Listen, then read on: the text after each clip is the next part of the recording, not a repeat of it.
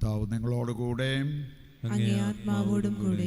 വിശുദ്ധ മത്തായി അറിയിച്ച പരിശുദ്ധ സുവിശേഷത്തിൽ നിന്നുള്ള വായന.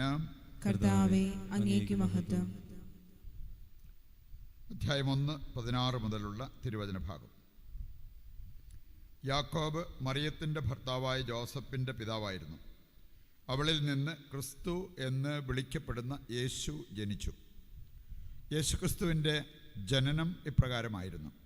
അവൻ്റെ മാതാവായ മറിയവും ജോസഫും തമ്മിലുള്ള വിവാഹ നിശ്ചയം കഴിഞ്ഞിരിക്കെ അവൻ സഹവസിക്കുന്നതിന് മുമ്പ് അവൾ പരിശുദ്ധാത്മാവാൽ ഗർഭിണിയായി കാണപ്പെട്ടു. അവളുടെ ഭർത്താവായ ജോസഫ് നീതിമാനാകയാലും അവളെ അപമാനിതയാക്കാൻ ഇഷ്ടപ്പെടായികയാലും അവളെ രഹസ്യത്തിൽ ഉപേക്ഷിക്കാൻ തീരുമാനിച്ചു. അവൻ ഇതേക്കുറിച്ച് ആലോചിച്ചുകൊണ്ടിരിക്കെ കർത്താവിൻ്റെ ദൂതൻ സ്വപ്നത്തിൽ പ്രത്യക്ഷപ്പെട്ട് അവനോട് പറഞ്ഞു, ദാവീദിൻ്റെ പുത്രനായ ജോസഫ്, മറിയത്തെ ഭാര്യയായി സ്വീകരിക്കാൻ ശങ്കിക്കേണ്ട. അവൾ ഗർഭം ധരിച്ചിരിക്കുന്നത് പരിശുദ്ധാത്മാവിൽ നിന്നാണ്. അവളൊരു പുത്രനെ പ്രസവിക്കും. നീ അവന് യേശു എന്ന് പേരിടണം. എന്തെന്നാൽ അവൻ തൻ്റെ ജനത്തെ അവരുടെ പാപങ്ങളിൽ നിന്നും മോചിപ്പിക്കും. ജോസഫ് നിദ്രയിൽ നിന്ന് ഉണർന്ന് കർത്താവിൻ്റെ ദൂതൻ കൽപ്പിച്ചതുപോലെ പ്രവർത്തിച്ചു. കർത്താവിൻ്റെ സുവിശേഷം. ക്രിസ്തുവേ, അങ്ങേക്ക് സ്തുതി.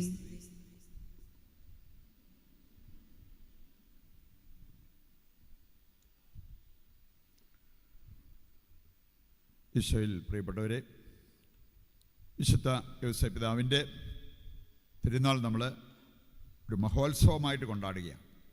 അതാണ് നമുക്ക് ഗ്ലോറിയ ഉണ്ടായിരുന്നു. അതുപോലെ തന്നെ നമ്മുടെ വിശ്വാസം നമ്മൾ ഏറ്റുപറയും. അങ്ങനെയുള്ള കാര്യങ്ങളെല്ലാം ഇതെത്ര ഇമ്പോർട്ടൻ്റ് ആയിട്ടുള്ള പ്രധാനപ്പെട്ട ഒരു തിരുനാളാണ്, മഹോത്സവമാണ് എന്ന് നമ്മെ ബോധ്യപ്പെടുത്താൻ വേണ്ടിയാണ്. ഇന്നത്തെ രണ്ടാം വായനയിൽ നമ്മൾ കേട്ട മനോഹരമായൊരു കാര്യം, നമുക്ക് രക്ഷ കൈവരുന്നത് നമ്മുടെ വിശ്വാസത്തിലൂടെയാണ്. ഈ ഒരു കാര്യം ജോസഫിൻ്റെ ജീവിതത്തിലേക്ക് നോക്കിയാൽ നമുക്ക് കാണാൻ സാധിക്കും. രക്ഷ ഏറ്റെടുത്തത് തനിക്ക് ദൈവത്തിലുണ്ടായിരുന്ന വിശ്വാസം. ഇത്ര നന്നായിട്ട് ജീവിക്കാൻ പറ്റിയത് ദൈവത്തിലുണ്ടായിരുന്ന തൻ്റെ വിശ്വാസം. നമ്മൾ പല വിശുദ്ധരെക്കുറിച്ച് ചിന്തിക്കുമ്പോൾ ഓരോ വിശുദ്ധർക്കും പ്രത്യേക കാര്യങ്ങളുണ്ട് നമ്മൾ മാധ്യസ്ഥം വഹിക്കാൻ. നഷ്ടപ്പെട്ട സാധനം കണ്ടെത്താനായിട്ട് നമ്മൾ അന്തോണീസ് പുണ്യാളിൻ്റെ അവർ മാധ്യസ്ഥം തേടും. അതുപോലെ അസാധ്യ കാര്യങ്ങളുടെ മധ്യസ്ഥൻ. ഇങ്ങനെ ഓരോ കാര്യത്തിനും വ്യത്യസ്ത മധ്യസ്ഥന്മാരുണ്ട്. വിശുദ്ധ അമ്മ ത്രേസ്യ, ആവിലായിലെ വിശുദ്ധ അമ്മ ത്രേസ്യ, അവർ പറഞ്ഞൊരു കാര്യം, എല്ലാ കാര്യത്തിനും മാധ്യസ്ഥം വഹിക്കാവുന്ന ഒരു വ്യക്തിയാണ് ജോസഫ്. അപ്പോൾ ആ വിശുദ്ധരിൽ അദ്ദേഹത്തിനുള്ള സ്ഥാനം എത്ര മഹനീയമായിരുന്നു എന്നുള്ളത് മനസ്സിലാക്കാൻ പറ്റും. ഏത് കാര്യത്തിനും ഏത് ആവശ്യം വന്നാലും നമുക്ക് ഓടിയെടുക്കാവുന്ന, മാധ്യസ്ഥം യാചിക്കാവുന്ന ഒരു വ്യക്തിയാണ് വിശുദ്ധ ജോസഫ് എന്ന്. യോസേപ്പിതാവിൻ്റെ ഒരു പ്രത്യേകത നമുക്കറിയാം. നമ്മളൊക്കെ പ്രാർത്ഥിക്കാനിരുന്ന ഉറങ്ങിപ്പോവും. പ്രാർത്ഥനയുടെ സമയം ഉറക്കത്തിനായിട്ട് പ്രയോജനപ്പെടുത്തും. യോസേപ്പിതാവിൻ്റെ കാര്യം അങ്ങനെയല്ല. ഉറക്കം പ്രാർത്ഥനയാക്കി മാറ്റിയ ഒരു വ്യക്തിയാണ്. കാരണം ഉറക്കത്തിൽ പോലും അദ്ദേഹത്തിന് സന്ദേശങ്ങൾ കിട്ടുന്നു. അദ്ദേഹത്തെ വിളിച്ചുണർത്തി ദൈവം ഓരോരോ കാര്യങ്ങൾ നിർദ്ദേശിക്കുന്നു.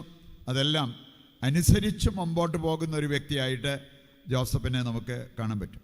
ഇന്നത്തെ വായനകളെല്ലാം വളരെ പ്രത്യേകമായി ദൈവം നമ്മുടെ ജീവിതത്തിൽ ഇടപെടാനും ദൈവത്താൽ നമ്മൾ നയിക്കപ്പെടാനും നമ്മുടെ ഭാഗത്തു നിന്നും ഉണ്ടാകേണ്ട ചില കാര്യങ്ങളെക്കുറിച്ചാണ് വചനം നമ്മെ ഓർമ്മിപ്പിക്കുക.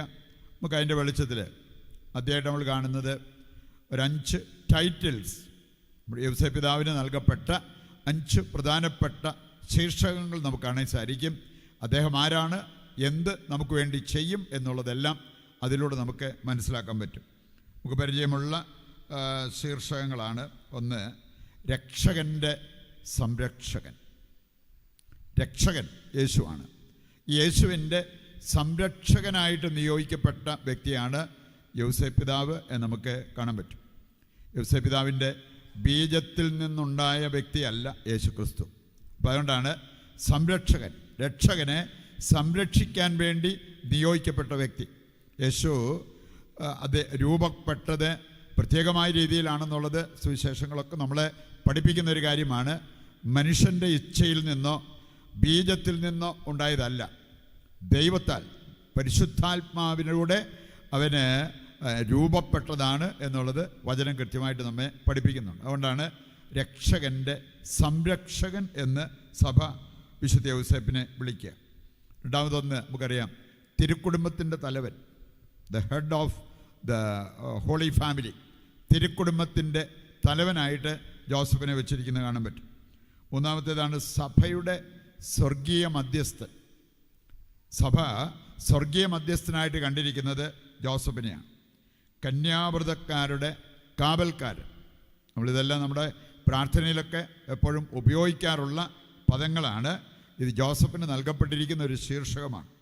കുടുംബങ്ങളുടെ പാലകനായ വിശുദ്ധ യൗസേപ്പ് എന്ന് പറഞ്ഞ് നമ്മൾ പ്രാർത്ഥിക്കാറുണ്ട്. ഇതെല്ലാം യൗസേപ്പ് പിതാവിന് നൽകപ്പെട്ടിരുന്ന പ്രധാനപ്പെട്ട ചില ശീർഷകങ്ങൾ. അതിലൂടെ ഈ വിശുദ്ധന് നമ്മുടെ ജീവിതത്തിൽ ചെയ്യാൻ പറ്റുന്ന കാര്യങ്ങൾ മനസ്സിലാക്കാൻ പറ്റും. മറ്റൊന്ന്, ഒരു 10 ഗുണങ്ങളാൽ അലങ്കരിക്കപ്പെട്ട വ്യക്തിയായിരുന്നു ജോസഫ്. പരിശുദ്ധ അമ്മയെക്കുറിച്ച് ചിന്തിക്കുമ്പോൾ നമുക്കറിയാം 10 സ്വർഗീയ പുണ്യങ്ങളായിരുന്നു അവളുടെ അലങ്കാരം. അല്ലാതെ ഫേഷ്യലിങ്ങിന് പോയതോ വിശേഷമായ വസ്ത്രം ധരിച്ചതോ വിലപിടിപ്പുള്ള ആഭരണങ്ങൾ ധരിച്ചതോ ഇതൊന്നുമല്ല. നമ്മുടെയൊക്കെ ശ്രദ്ധ എവിടെയാണ് എന്നുള്ളത് നമ്മൾ തിരിച്ചറിയുന്നത് നല്ലതാണ്. സ്വർഗീയമായ പുണ്യങ്ങൾ, 10 പുണ്യങ്ങളാൽ അലങ്കരിക്കപ്പെട്ട വ്യക്തിയായിരുന്നു പരിശുദ്ധ കന്യാമറിയം. അഗാധമായ എളിമ, സജീവ വിശ്വാസം, അന്ധമായ അനുസരണം, ആ രീതിയിൽ 10 വിശിഷ്ടമായിട്ടുള്ള പുണ്യങ്ങളാൽ അലങ്കരിക്കപ്പെട്ടിരുന്ന വ്യക്തിയാണ് പരിശുദ്ധ അമ്മ. ഇതുപോലെ തന്നെ നമുക്ക് കാണാൻ സാധിക്കും. ജോസഫിൻ്റെ ജീവിതത്തിലേക്ക് നോക്കിയാൽ 10 പ്രധാനപ്പെട്ട ഗുണങ്ങൾ, പുണ്യങ്ങൾ, ഇതായിരുന്നു യൗസേപ്പിൻ്റെയും അലങ്കാരം എന്നുള്ളത് നാം തിരിച്ചറിയണം. ഒന്നാമത്തെ കാര്യമാണ് അനുസരണം. ഉറക്കത്തിൽ നിന്ന് വിളിച്ചെഴുന്നേൽപ്പിച്ചിട്ട് ഇന്ന കാര്യം ചെയ്യാൻ പറഞ്ഞ് ദൈവദൂതൻ ഒരു നിർദ്ദേശം കൊടുത്തപ്പോൾ അത് അതുപോലെ ഏറ്റ്. അല്ലേ, ഞാനിപ്പോൾ ഭയങ്കര ഉറക്കത്തിലാണ്, അതുകൊണ്ട് കുറച്ചുകൂടി ഉറങ്ങട്ടെ, അങ്ങനെ പറഞ്ഞ വ്യക്തിയല്ല. ഉടനടി എഴുന്നേറ്റ് ദൈവം പറഞ്ഞത് അനുസരിക്കുന്ന ഒരു വ്യക്തിയായിട്ട് ജോസഫിനെ നമുക്ക് കാണാൻ പറ്റും. രണ്ടാമത്തെ കാര്യമാണ് വിവേകം. ജോസഫിൻ്റെ സ്ഥാനത്ത് നമ്മൾ വല്ലവരും ആയിരുന്നെങ്കിൽ അങ്ങനെ ഒരു വാർത്ത കേട്ടപ്പോൾ അവൻ സഹവസിക്കാതെ തന്നെ, അല്ലെങ്കിൽ മറിയവുമായിട്ട് ജോസഫ് സഹവസിക്കാതെ തന്നെ മറിയം ഗർഭിണിയായി, എന്തായിരിക്കും നമ്മുടെയൊക്കെ പ്രതികരണം? ഇവിടെ നമുക്ക് കാണാൻ സാധിക്കും, വളരെ വിവേകപൂർവ്വം പ്രവർത്തിക്കുന്ന ജോസഫിനെ കാണാൻ പറ്റും. നമ്മളൊക്കെ സൗന്ദര്യത്തിന് വേണ്ടി പ്രാർത്ഥിക്കുന്നതിനേക്കാൾ, ആരോഗ്യത്തിന് വേണ്ടി പ്രാർത്ഥിക്കുന്നതിനേക്കാൾ പ്രാർത്ഥിക്കേണ്ട ഒരു വിഷയമാണ് വിവേകം. അതുണ്ടെങ്കിൽ ഓരോ സാഹചര്യത്തിൽ നമ്മൾ എന്ത് ചെയ്യണം എന്നുള്ളത് നമുക്ക് മനസ്സിലാക്കി മുമ്പോട്ട് പോകാനായിട്ട് സാധിക്കും. മറ്റൊന്നാണ് വിശ്വസ്തത. മറിയത്തിൻ്റെ ഭാഗത്തുനിന്നൊരു അവിശ്വസ്തത എന്ന് വേണമെങ്കിൽ ചിന്തിക്കാമായിരുന്നു. പക്ഷെ നമ്മൾ കാണുകയാണ്, ജോസഫ് വിശ്വസ്തനായിട്ട് തന്നെ തുടരാൻ തീരുമാനമെടുത്തവർ ദൈവം കൊടുത്ത നിർദ്ദേശം പാലിച്ചുകൊണ്ട് അവളെ ഭാര്യയായി സ്വീകരിക്കാനും മുമ്പോട്ട് പോകാനും അവൻ സന്നദ്ധനായി. മറ്റൊന്നാണ് വിനയം. നമുക്കറിയാം, യൗസേപ്പിൻ്റെ ജീവിതത്തിലേക്ക് നോക്കിയാൽ വിനയത്തിന്, എളിമയ്ക്ക് വലിയ സ്ഥാനമുണ്ടായിരുന്നു. ശാന്തത ജോസഫിൻ്റെ ഒരു മുഖമുദ്രയായിരുന്നു എന്ന് നമുക്ക് കാണാൻ പറ്റും. ഭക്തി, യഥാർത്ഥ ഭക്തി എന്ന് പറഞ്ഞാൽ പാപം വർജിച്ച് ജീവിക്കുന്നതാണെന്ന് വചനം പഠിപ്പിക്കുന്നുണ്ട്. ആ രീതിയിൽ നോക്കിയാൽ ഒന്നാം സ്ഥാനത്ത് ഭക്തിയുടെ കാര്യത്തിൽ നിൽക്കുന്ന ഒരു വ്യക്തിയായിട്ട് നമുക്ക് യൗസേപ്പിനെ കാണാൻ പറ്റും. നീതിമാനായ യൗസേപ്പ് എന്നാണ്. അതുകൊണ്ട് തന്നെ അവൻ എടുത്ത ചില തീരുമാനങ്ങൾ. ധൈര്യം, നമുക്കറിയാമല്ലോ, ജോസഫ് ചെയ്ത കാര്യങ്ങളൊക്കെ ചെയ്തു പോകണമെങ്കിൽ അസാധാരണ ധൈര്യം വേണം. ഇനി അങ്ങനെ ഒരു ധൈര്യത്തിൻ്റെ ഒരു ഉടമയായിരുന്നു എന്ന് നമുക്ക് കാണാൻ പറ്റും. മറ്റൊന്നാണ്, 9ാമത്തെ കാര്യമാണ് നിശബ്ദത. വളരെ ശാന്തനായിട്ട് നിശബ്ദതയിൽ പ്രാർത്ഥിച്ചും ദൈവത്തിൻ്റെ സ്വരം കേട്ടുമൊക്കെ അതനുസരിച്ച് മുമ്പോട്ട് പോയ ഒരു വ്യക്തി. അവസാനത്തേതാണ് അനുതാപത്തിന് വലിയൊരു മാതൃകയാണ്. ഒരിക്കലും ഈ വിശുദ്ധ വാൾത്തോർത്തായുടെ പുസ്തകം വായിച്ചാൽ അതിനകത്ത് കൊടുത്തിരിക്കുന്ന ഒരു സംഭവമാണ്. യൗസേപ്പ് ഇങ്ങനെ കണ്ണ് നിറഞ്ഞിട്ട് പാത്രത്തിൽ വെള്ളം കെട്ടിക്കിടക്കും പോലെ കിടക്കുക. എന്നിട്ട് അദ്ദേഹം മറിയത്തിന് മുമ്പിൽ മുട്ടുകുത്തി, എന്നിട്ട് മാപ്പ് പറയുന്ന ഒരു രംഗം. ഒരു നിമിഷം ഞാൻ നിന്നെ ഒന്ന് തെറ്റിദ്ധരിച്ചു പോയി, എന്നോട് ക്ഷമിക്കണം എന്ന് പറഞ്ഞ് ഭാര്യയുടെ മുമ്പിൽ, മറിയത്തിന് മുമ്പിൽ മുട്ടുകുത്തി മാപ്പപേക്ഷിക്കുന്ന ജോസഫിനെ അവിടെ അവതരിപ്പിച്ചിരിക്കുന്നത് നമുക്ക് കാണാൻ പറ്റും.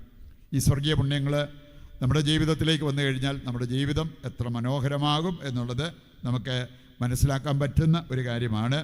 വിശുദ്ധ യൗസേപ്പിൻ്റെ മാധ്യസ്ഥം തേടി ഇന്ന് നമ്മൾ പ്രാർത്ഥിക്കുമ്പോൾ ഇതിലെന്തെങ്കിലുമൊക്കെ പുണ്യങ്ങൾ നമ്മുടെ ജീവിതത്തിൽ വരുവാൻ, ആ പുണ്യങ്ങളാൽ നമ്മളും അലങ്കരിക്കപ്പെടുവാൻ നമുക്ക് ആഗ്രഹിച്ച് പ്രാർത്ഥിക്കാം.